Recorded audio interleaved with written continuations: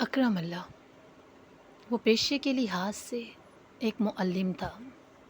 Government کے ایک چھوٹے سے اسکول میں وہ ایک سینئر اور بے حد قابل استاد تھا۔ نہ صرف اسکول بلکہ پورے علاقے میں اس کی شہرت، اس کی شرافت، دیانتداری اور غریب پروی کی مثالیں دی جاتی تھیں۔ وہ سفید پوش باعزت گھرانے کا ایک عزت دار انسان تھا، لیکن اس وقت اس کی عزت پر جو داغ لگے تھے، اس داغ کی داودار اس کی اکلوتی بیٹی ماہنور تھی۔ آج سے 2 سال پہلے وہ اپنے ایک آوارہ اور بدچلن عاشق کے ساتھ گھر کی دہلیز پار کر کے گئی تھی۔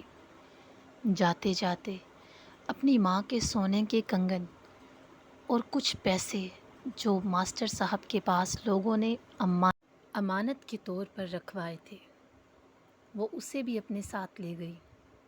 ماں اس کا صدمہ نہ سہ سکی اور فالج کی مریضہ بن گئی۔ اس کا باپ وقت سے پہلے بوڑھا ہو گیا تھا۔ اس کا ایک ہی بھائی تھا جو پہلے سینہ تان کر چلتا تھا، مگر اب شرمندگی سے نظر اور سر جھکا کے چلنے لگا تھا۔ اس کے بھائی نے اس کو نہایت زہریلے انداز میں گھورا۔ وہ اس کے سامنے بیٹھی کالی چادر میں لپٹی ہوئی تھی۔ اس کا بھائی آہستہ آہستہ اس کے پاس آیا اور بولا، ماہنور، جانتی ہو 2 سال ہم کس کانٹوں پر چلے ہیں؟ ہمارا گھر، اکرم اللہ کا گھرانہ، تانے، زخم، لوگوں کی بکواسوں سے اس قدر جھلسا ہے کہ اب ہماری روح تک زخمی ہو چکی ہے۔ یہاں تک کہ وقت نے ہمیں ایک ایسے دوراہے پر لا کے کھڑا کر دیا کہ جب میرا باپ یعنی تمہارا باپ موت کی دعائیں مانگتا تھا، لیکن اسے وہ بھی نہیں آتی تھی۔ اتنی تکلیف تو شاید کسی انسان کو موت کی بھی نہیں ہوتی ہوگی ماہنور، جتنی تم نے ہمیں جیتے جی دی ہے۔ تو بولو ماہنور بی بی، کوئی جواب تمہارے پاس ہے اس انسان کی بے بسی سے کھیلنے کا جس نے تمہیں پیدا کیا، تمہیں پالا پوسا اور تمہاری خاطر اپنی خوشیاں تک قربان کر دی؟ اس عزت دار شخص کی آبرو رولنے کا تمہارے پاس کوئی جواب ہے؟ بولو، جواب دو۔ وہ زور زور سے دھاڑ رہا تھا اور وہ چپ چاپ بیٹھی رو رہی تھی۔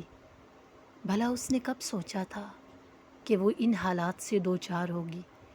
اسے جواب تو نہیں سوجا تھا، مگر وہ بلک بلک کر رونے لگی تھی۔ اس کا بھائی اسے دیکھ رہا تھا۔ اس نے جب اسے روتے دیکھا تو چیخ اٹھا، خدا کے لیے بس کر دو، اب رونا بند کر دو۔ تمہارے یہ آنسو، یہ ٹسوکے کسی کام کے نہیں، اب یہ ہمارے کسی کام نہیں آنے والے، اور نہ ہی تمہارے۔ تم جیسی لڑکیاں ہی ہوتی ہیں جو ماں باپ کی اچھی تربیت پر دھبا ہوتی ہیں، غلطی کرنے سے پہلے ذرا بھی نہیں سوچتی اپنوں کا، بعد میں سر پکڑ کے روتی ہیں۔